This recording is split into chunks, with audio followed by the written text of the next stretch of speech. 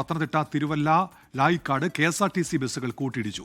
ഡ്രൈവറടക്കം 10ഓളം പേർക്ക് പരിക്കേറ്റിട്ടുണ്ട്. AV ജയശങ്കറുണ്ട് പത്തനംതിട്ടയിൽ നിന്ന്. ജയശങ്കർ, വിവരങ്ങൾ.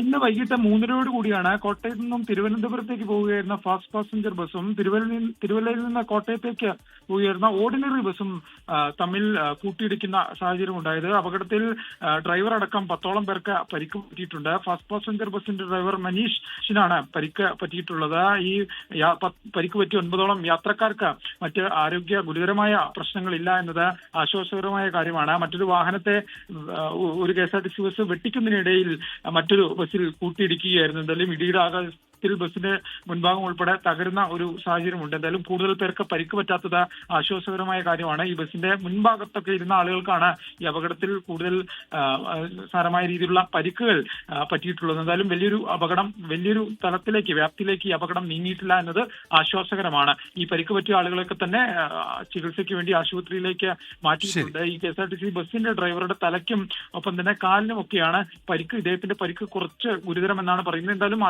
ആശങ്കപ്പെടേണ്ട സാഹചര്യമില്ല എന്നാണ് ആശുപത്രിയിൽ നിന്ന് ലഭ്യമാകുന്ന വിവരം. ഉന്മേഷ്.